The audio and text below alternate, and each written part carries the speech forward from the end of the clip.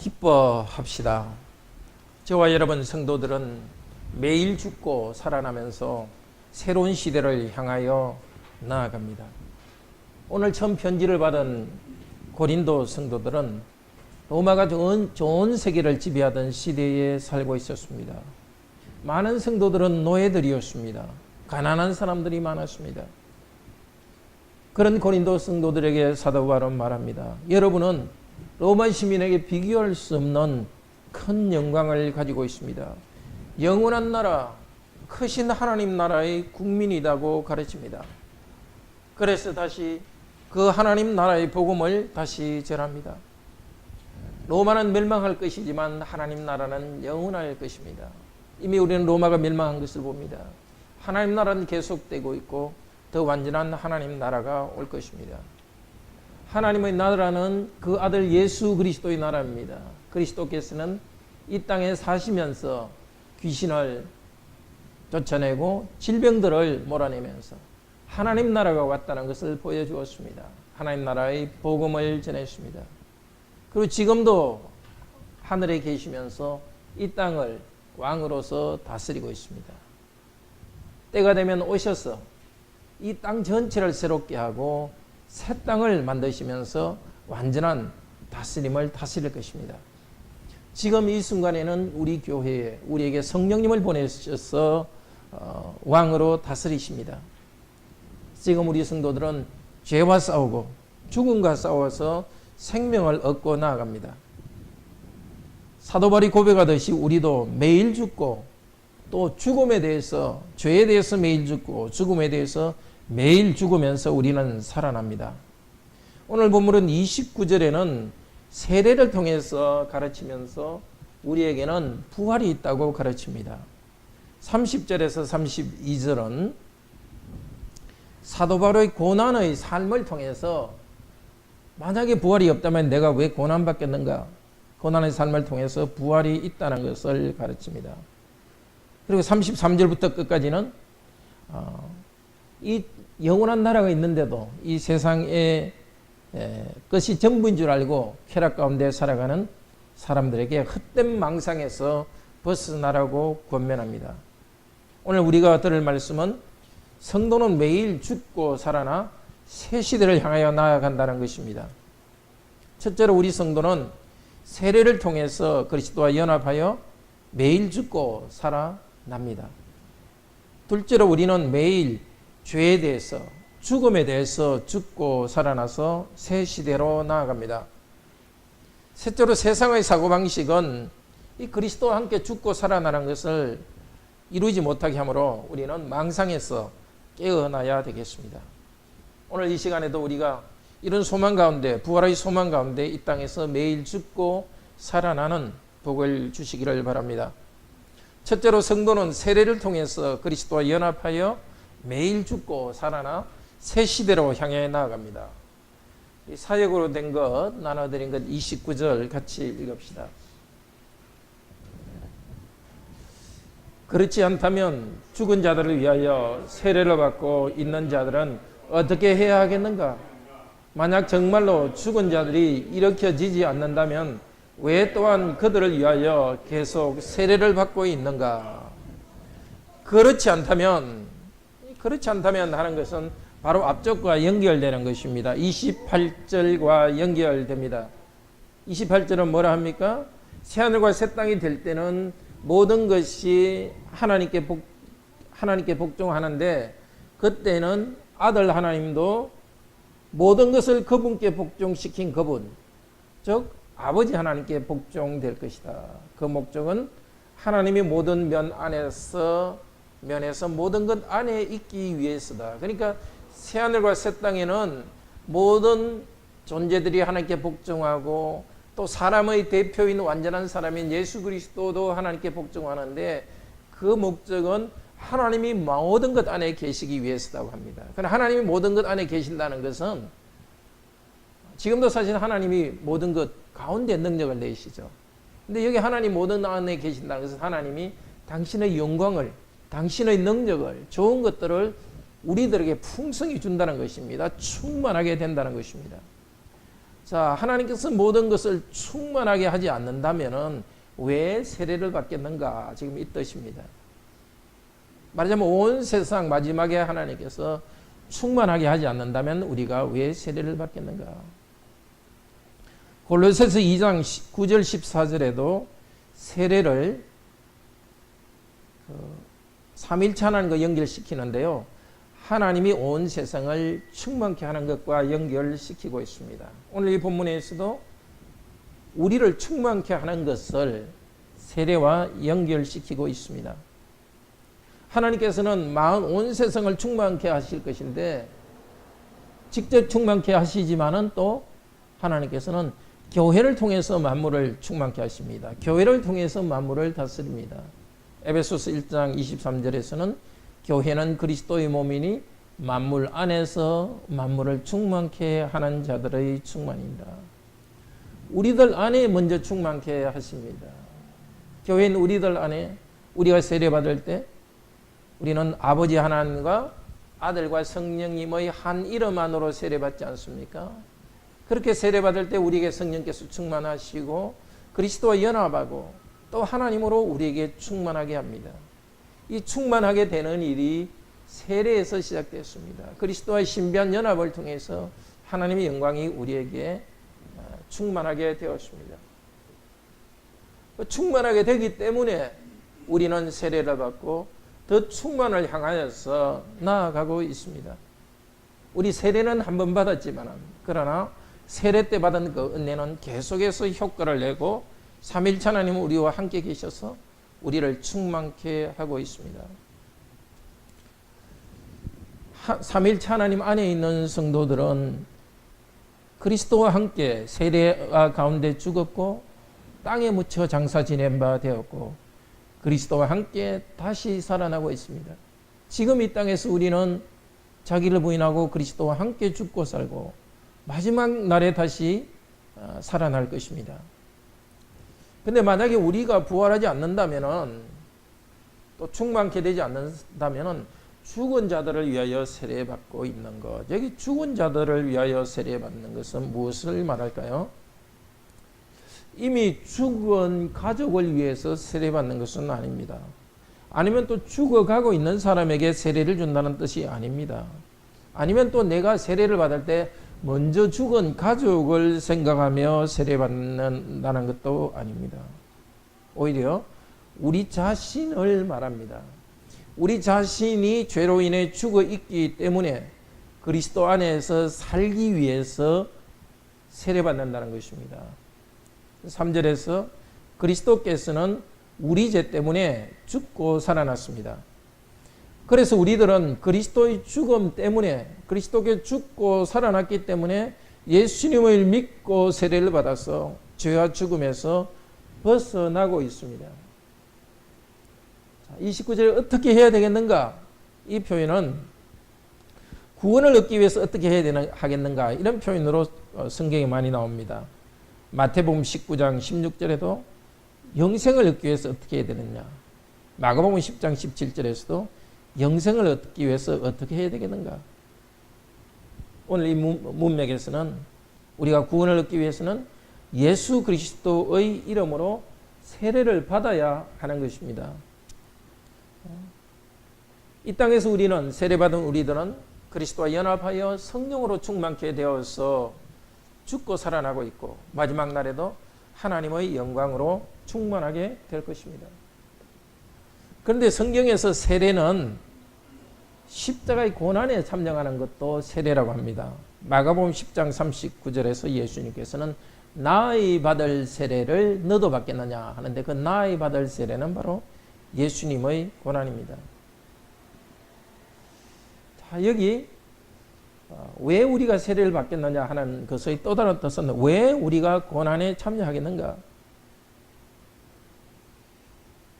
우리는 부활의 소원이 있기 때문에 부활의 확신이 있기 때문에 세례를 받고 죽고 일으켜지는 것입니다. 그리고 고난 가운데서 우리는 기꺼이 고난을 감수하는 것입니다. 15장 10절에서 사도는 말합니다. 나는 하나님 은혜로 구원받았기 때문에 다른 어떤 사람들보다도 많이 수고했다고 합니다. 죽을 듯이 고난을 당한 것입니다. 은혜를 주신 그리스도께서 그에게 왔습니다. 그리스도께서는 고난을 통해서 영광을 취하셨기 때문에, 그리스도와 함께하기 때문에 사도 바울은 다른 누구보다도 많은 수고를 하면서 고난을 당했습니다. 그리스도와 함께 새 시대에 살아날 것을 확신하면서 지금 이 시대에서도 고난의 세례를 받고 있습니다. 우리 성도 여러분들도 이 세례를 받았기 때문에 다시 새날 그날에 다시 살아날 것입니다. 그리스도 연합하여 죽고 부활한 세대의 효과가 지금 나타나고 있고 마지막에 완성되어 나타날 것입니다. 그리스도와 함께 세례받은 우리들은 이 땅에서도 사명을 다해서 정말 고생하며 때로는 죽듯이 힘들게 하지만 매일 살아나게 하실 것입니다. 둘째로 성도는 매일 죄에 대해서 죽고 죽음에 대해서 죽고 다시 살아나서 새 시대를 향해 나아갑니다. 31절은 말합니다. 나는 날마다 죽고 있다고 말합니다. 그리스도인이 날마다 죽는 것은 죄에 대해서 죽는 것입니다. 34절에 죄를 짓지 말라.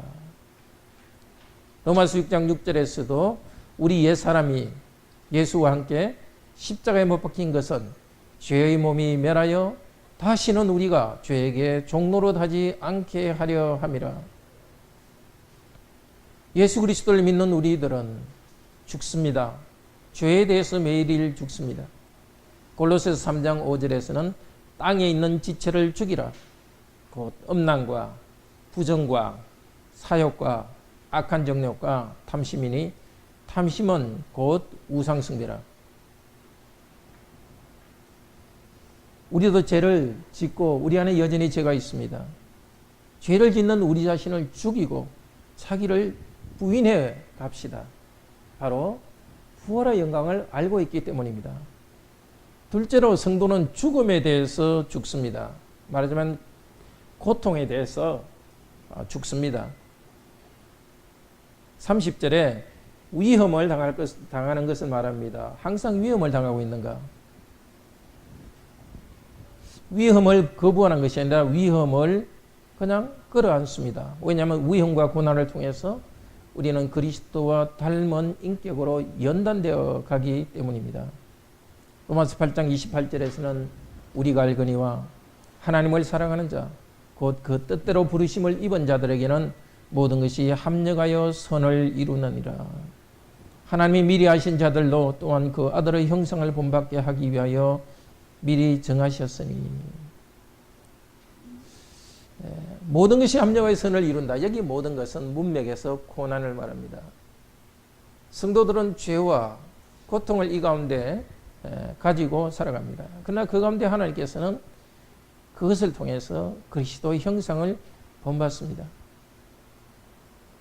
그리스도께서는 이 고난과 고통을, 죽음을 다시 오실 때 완전히 없애버릴 것입니다. 죄와 죽음을 없애버릴 것입니다. 우리는 이 땅에서 살면서 그리스도의 군사로서 남은 죄와 싸우면서 자기를 부인합니다. 또 죽음과 고통과 싸우면서 죽습니다. 표현이 좀 이상하지만 그리스도께서 그렇게 하셨습니다. 죽음에 대해서 죽으셨습니다. 히브리서 2장 14절 15절 우리 같이 한번 읽어봅시다.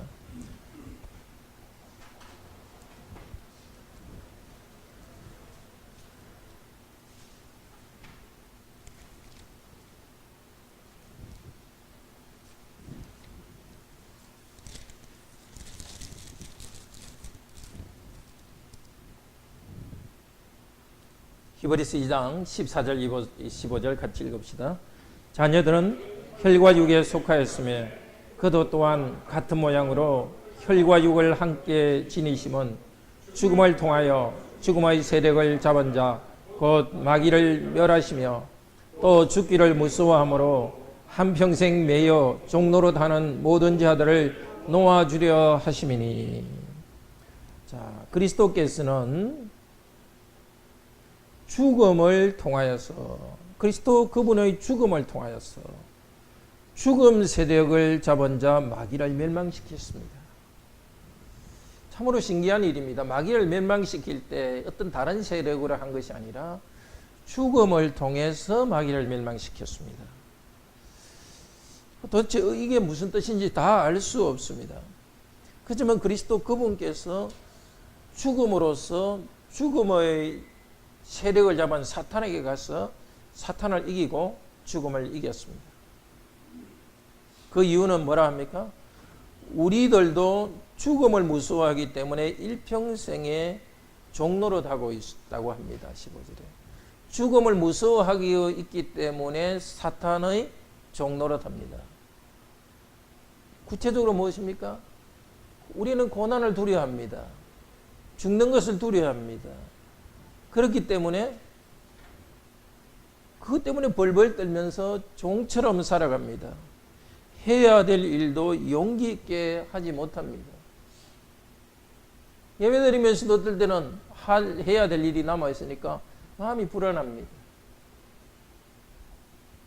주일에 좀 쉬면서 이렇게 여기는 뭐 고등학생 없지만 쉬면서 공부하면 대학 못 갈까 봐서 벌벌 떨면서 살아갑니다. 당장 돈 못 벌면 큰일 날까 봐서 두려워합니다. 이 세상의 위험을 두려워합니다. 근데 가장 위험한 것은 죽음이 아닙니까? 죽음을 무서워하지 않는다면 우리는 용기 있게 사명을 다할 수 있습니다. 그리스도께서 보여주었습니다. 그리스도께서는 죽음을 통하여서 죽음의 세력 잡은 자 마귀를 이겼습니다. 우리도 죽음을 각오하고 나아갈 때 죽음을 그리스도와 함께 죽음을 두려워하지 않고 나아갈 때 우리는 죽음을 이기는 것입니다. 우리로서는 할 수 없습니다. 그러나 그리스도께서 죽음을 통하여서 죽음을 이겼기 때문에 평생 죽음에 대한 두려움 때문에 종노릇하는 우리들을 그리스도께서는 놓아주십니다. 죄를 짓지 않고 죽음을 두려워하지 않을 때 우리는 죄를 짓지 않고 의롭게 살아갈 수 있습니다. 오히려 그리스도를 위해서 죽으면 우리가 또 살아난다는 것을 알기 때문에 더 이상 우리들은 죽음의 노예가 아니라 죽음에 대해서 죽어버리는 것입니다. 위험에 대해서 눈 쫙 감고 가까이 갈 수 있습니다. 30절에 우리 또한 왜 항상 위험을 당하고 있겠는가? 부활이 없다면. 부활이 있기 때문에 위험을 당합니다. 우리가 그리스도와 함께 살아난다는 것을 알기 때문에 모험적 인생을 살기를 바랍니다. 31절에서는 우리 같이 한번 읽을까요? 31절. 날마다 나는 죽고 있다. 그리스도 예수 우리 주 안에서 너희를 향해 내가 가진 자랑을 결고 단언하는 말이다. 맹세하는 말이라는 것입니다. 항상 위험을 당하고 있겠는가? 맹세하면서 자랑에 대해서 말합니다. 자랑은 고린도서 1장 14절에서는 이렇게 말합니다. 우리 주 예수 그리스도의 날에 너희가 우리의 자랑이 되고 우리가 너희의 자랑이 되는 것이다. 위험을 두려워하지 않고 나갈 때에, 수고할 때, 예수 그리스도께서 재림할 때 우리는 자랑스러운 모습으로 변할 것입니다. 그 자랑스러운 모습으로 변할 것을 소망하면서 사도 바울은 매일 죽음을 무릅쓰고 위험을 대면했습니다. 죽음을 각오하고 살 때 우리는 이 세상에서도 그리스도의 생명 가운데 살아갑니다. 고린도후서 4장 10절은 이렇게 말합니다. 고린도후서 4장 10절입니다.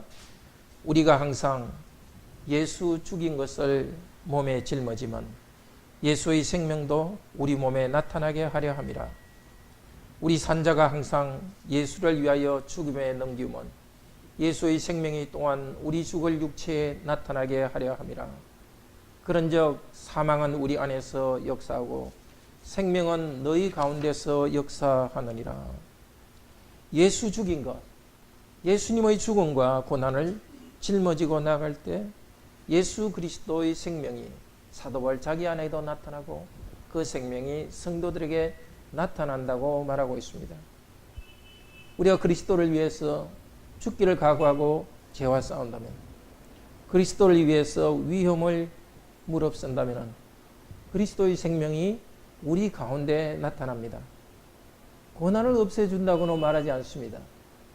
그 고난과 그리스도의 죽음, 그리스도의 고난을 짊어지고 있지만은 그리스도와 같이 살아갈 수 있는 생명을 우리에게 주십니다.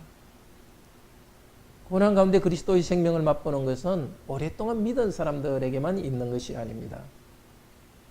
사도행전 14장 22절에서는 금방 예수 그리스도를 믿은 성도들에게 사도 바울이 말합니다. 우리가 하나님 나라에 들어가려면 많은 환난을 겪어야 한다. 교회 처음 나온 분들에게도 우리는 이것을 가르쳐야 됩니다. 예수 믿으면 복받고 모든 것이 잘 됩니다가 아니라 하늘나라 가기까지는 우리는 이 땅에 많은 고난이 있습니다. 아이들에게도 우리는 가르쳐야 됩니다. 인생이 아주 행복할 것과 같은 그런 것만 이야기해 주서는 안 되고 사람들이 죄인이라는 것과 인생에 고난이 있다는 걸 어린아이 때도 가르쳐 줘야 됩니다.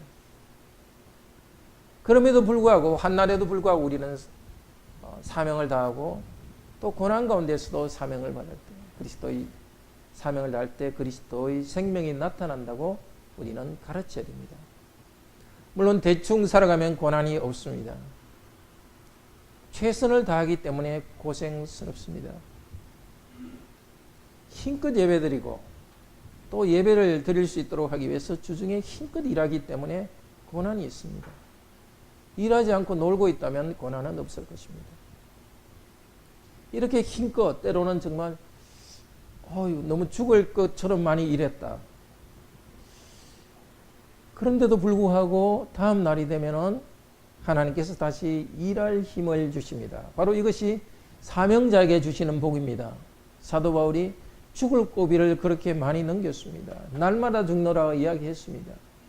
죄와의 싸움이 있었고 고난이 때문에 거의 죽을 정도까지 갔지만은 다시 생명을 주는 겁니다. 그 고난이 있고 위험이 있다는 것은 끝난다는 뜻이 아닙니다. 그 가운데 하나님이 능력 주시고 다시 또 힘이 소진될 때는 다시 힘을 주시지 않습니까? 이렇게 힘든 가운데서도 하나님께서 다시 힘을 주시고 힘을 주시니까 또 사명을 다하고 그렇게 반복되다 보니까 그리스도는 삶의 태도가 달라집니다. 모험적인 인생을 살아갑니다. 하나님께서 시키지 않은 일에 대해서 욕심으로 어떤 거 모험적으로 사는 것이 아닙니다. 하나님께서 하라고 하시는 일에 대해서 장애물이 나타나더라도 그대로 하는 겁니다. 그것이 바로 그리스도의 모험적인 삶입니다. 실패가 계속된다 하더라도 하나님 신 사명이라면 계속 힘을 주시고 있으니까 계속 모험적으로 그 사명의 자리에 있습니다. 주께 주신 사명을 다하다가 내가 죽으면은 천국에서 부활한다는 것을 알기 때문에 사명에 대해서 모험적으로 살아갑니다. 그리스도와 함께 매일 죽는 성도 그리고 또 천국을 사모하는 성도는 다른 사람에 대해서 참 사랑을 베풀 수 있습니다. 32절 우리 같이 읽읍시다.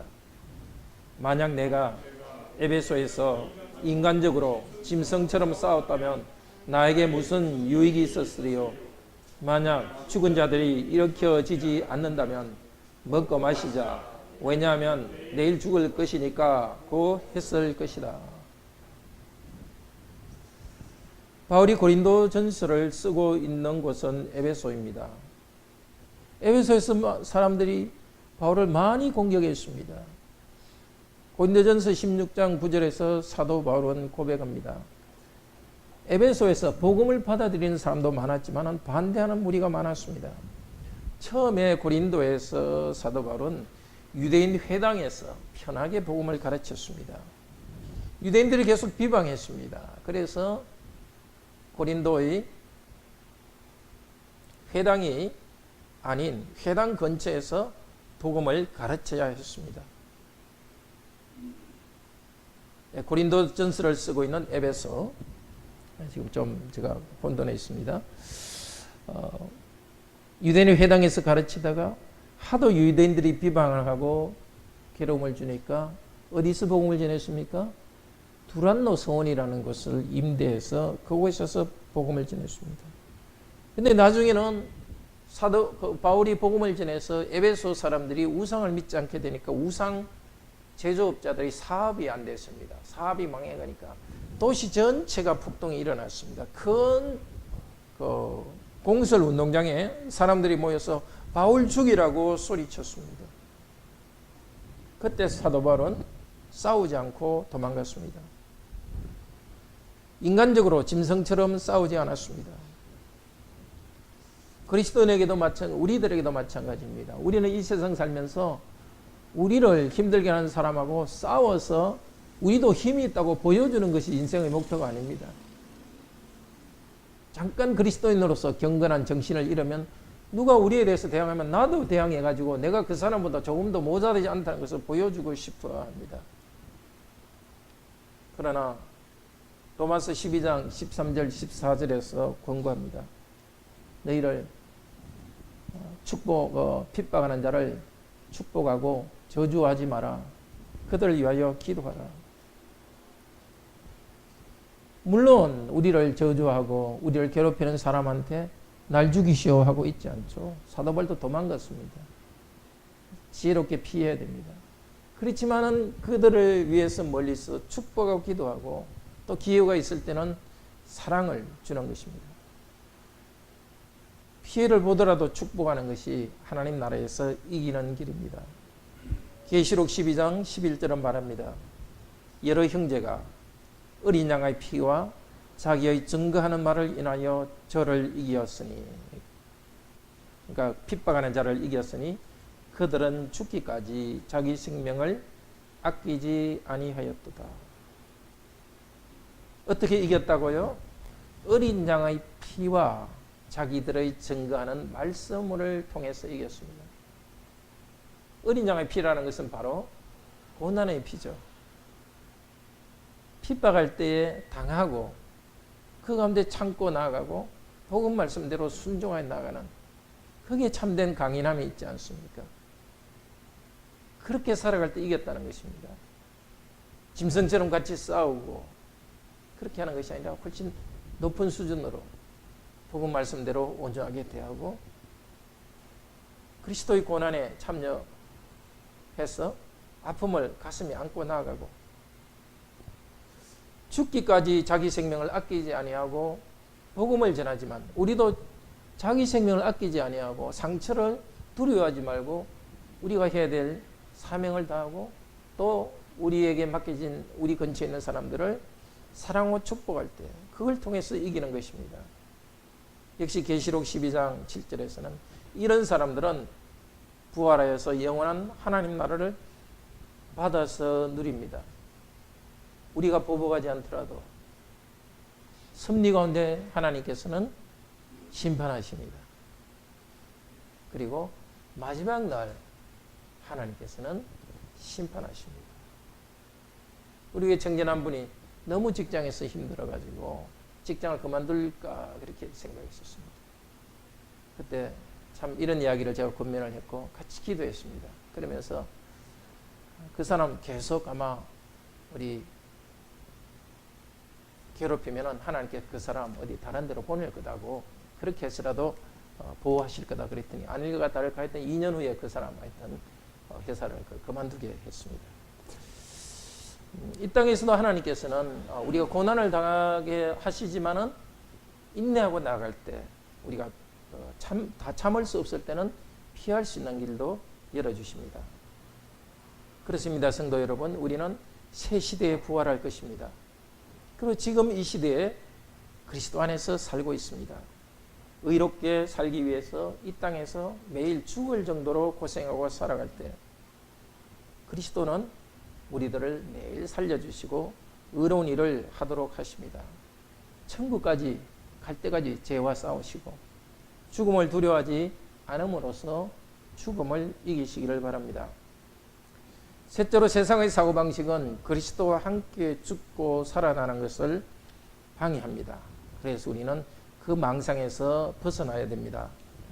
32절은 말합니다. 만약 죽은 자들이 일으켜지지 않는다면 먹고 마시자. 왜냐하면 내일 죽을 것이니까. 이 말은 원래 구약 이사야서 22장 13절 말씀입니다. 22장 13절 말씀인데요. 하나님께서 이사야를 통해서 백성을 경고했습니다. 여러분이 회개하지 않으면 멸망할 것이다. 그러면 경고를 받고 아이고 멸망하니까 회개해야 되겠다 이렇게 말해야 되지 않습니까? 근데 빈정대는 거예요. 그래? 회개하지 않으면 멸망한다고? 뭐 그러면 내일 멸망할 테니까 오늘 먹고 마시지 뭐. 참 구약 성도들도 그런 식으로 뻔뻔하고 마음이 완악했습니다. 하나님 말씀을 조롱했습니다. 바울 당시에는 에피쿠레아 학파 사람들이 그런 가치관을 가르쳤습니다. 이 세상이 전부 다 이 세상에서 즐거움을 누리자. 오늘 이 시대 사람들이 가진 가치관이기도 합니다. 어차피 길어야 100년 정도 사는 것이니까 잘 먹고 잘 살자. 열심히 공부하고 자기를 절제하는 이유도 가만히 보면은 잘 먹고 잘 살기 위해서입니다.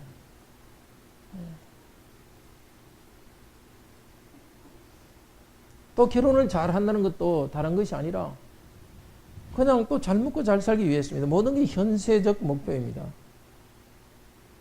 그렇게 하기 위해서 열심히 일도 하고 성실히 일하지만 어떨 때는 법도 어기고 나쁜 일도 합니다.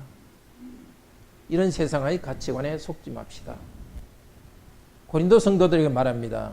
33절 같이 읽읍시다. 사역으로 된 것.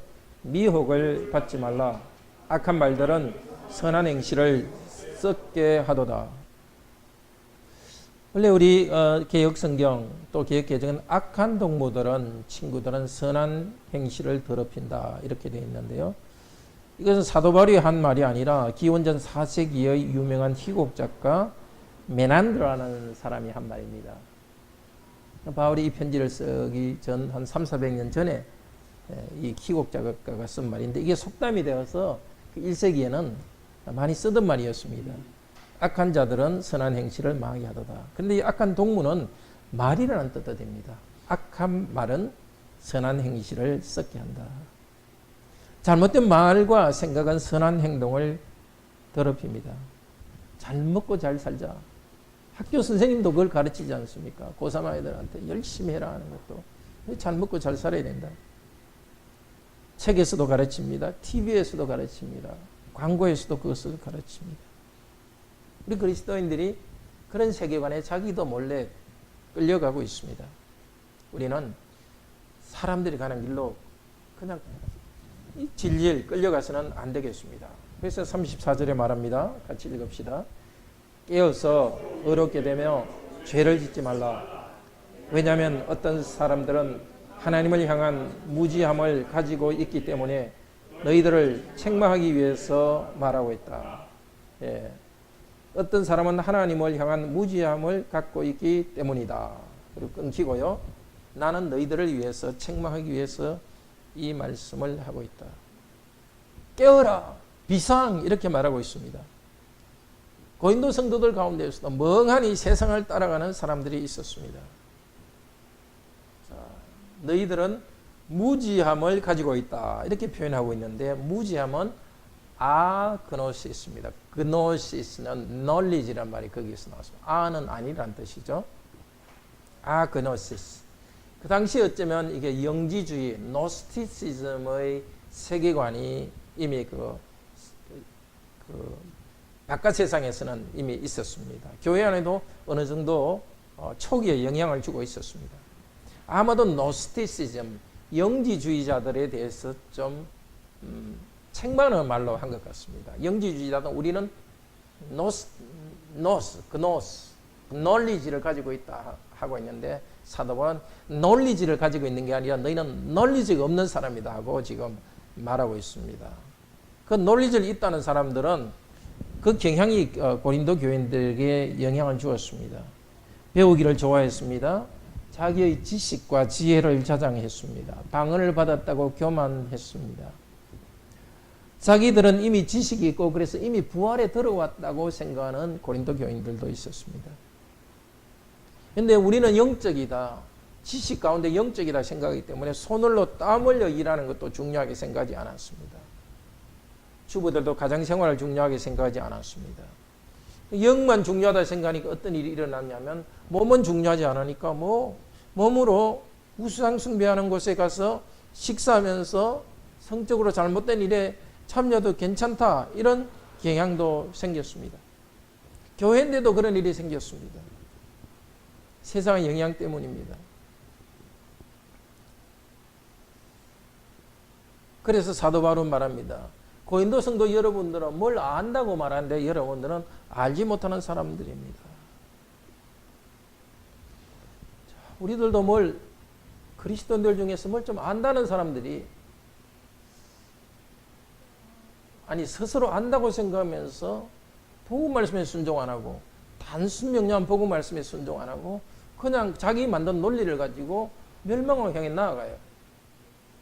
자유주의야 세속화가 다 그런 식으로 일어납니다. 예수 그리스도께서 주신 복으로서 우리가 이 땅에 죽고 다시 부활한다는 이 축복이 있는데도 그냥 자기들은 지식이 있다 생각하면서, 지식을 가지고 교묘하게 생각하면서 복음에서 부활 소망 때문에 우리가 죄와 싸워 이겨야 될 것을 무시하고, 오늘 죽으니까 내일 죽으니까 오늘 먹고 마시지 않면서 쾌락주의적으로 흘러가고, 그 쾌락주의도 그냥 쾌락주의로 가는 것이 아니라 고상한 지식으로 포장되어 있는 겁니다. 우리는 지식이 많고 특별한 지식이 있고 영적으로 확실하고, 그래서 나쁜 일 해도 좀 괜찮고 이런 식으로 생각하고 있습니다. 그런 고린도 교인들은 지금 여기에서 내가 너희들을 책망한다고 말하고 있는데, 앞쪽에서 사도 바울은 책망한다고 그랬습니다. 고린도전서 6장 3절 9절에서도 책망한다 이렇게 했는데, 6장에서는 뭐 때문에 책망했냐면은 교인들끼리 돈을 빌려주고 받지 못하니까 서로 고발해 가지고 싸우는 것을 보고 책망한다 그랬습니다. 그렇습니다. 이 고린도 교인들은 부활이 있다는 것에 대해서 확신하지 않음으로써 도덕적인 문제가 생겼고, 그 때문에 책망하고 있습니다. 정말 우리들은 좀 하나님이 가르치는 것에 대해서 좀 겸손하기를 바랍니다. 새로운 우리 시대의 경향들, 모든 것을 권리와 평등 중심으로 생각하면서 참된 가정의 화목과 평화를 무시하는 그런 평등주의적 페미니즘, 또 그 외에도 나의 권리를 중심으로 생각하는 그런 세계관에 빠지지 맙시다. 한 예를 들면 그렇다는 것입니다. 지금 우리나라 사람들도 꼭 술 취한 사람 같고 체면에 빠져 있는 것 같습니다. 우리들은 따라가지 말기를 바랍니다. 게임, 스마트폰, 거기에서 옥 빠져 정신을 잃어서는 안 되겠습니다. 그 사이버 세계만 보고 있으면 게임의 세상, 인터넷 세상이 전부인 줄도 압니다. 또 그 외에도 잘 먹고 잘 사자는 이 세계관에 우리는 자꾸 밀려 들어갑니다. 정말 세상에 밀려들지 않고 깨어있도록 하기 위해서 우리 교회는 서로를 격려해야 됩니다. 데살로니가전서 5장 11절 14절 같이 봅시다.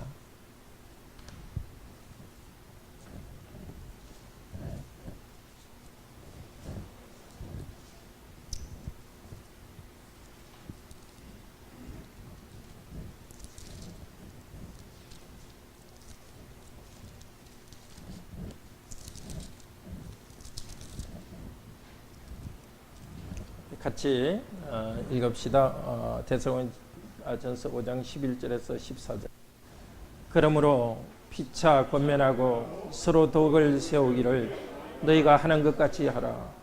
형제들아, 우리가 너희에게 고하노니 너희 가운데 수고하고 주 안에서 너희를 다스리며 권하는 자들을 너희가 알고 그들의 역사로 말미암아 사랑 안에서 가장 귀히 여기며 너희끼리 화목하라.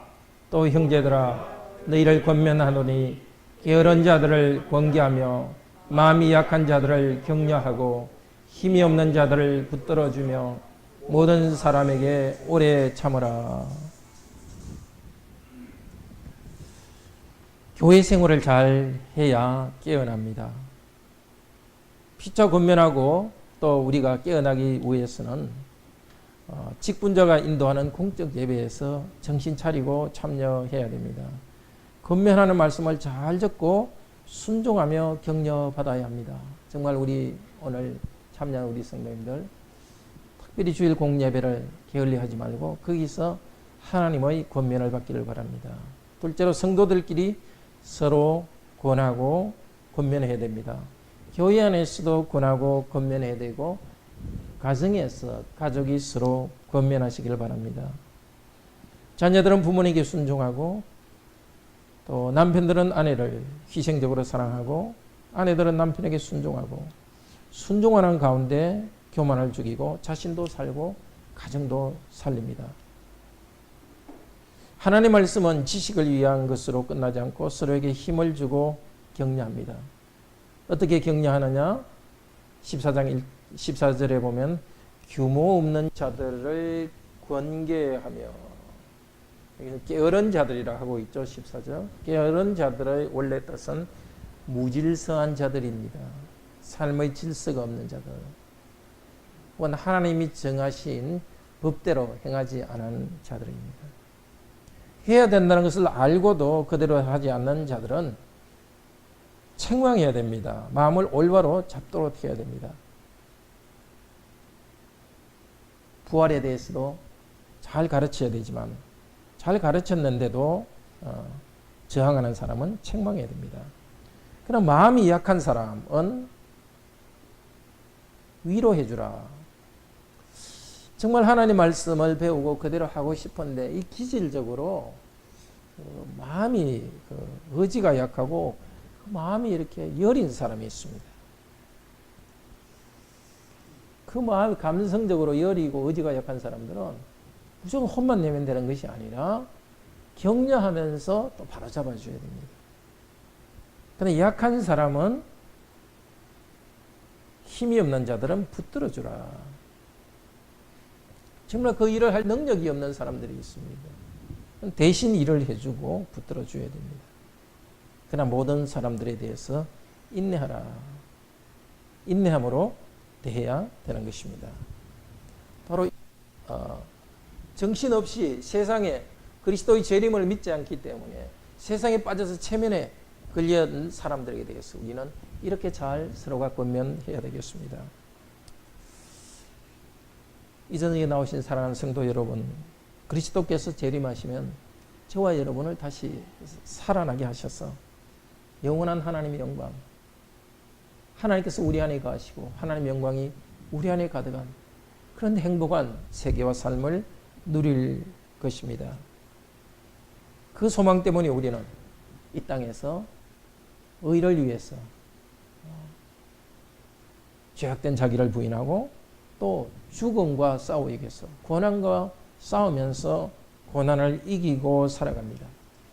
마지막 날 우리가 누릴 죽음과 부활의 능력은 지금 그리스도와 연합하여서 우리가 경험하는 것입니다.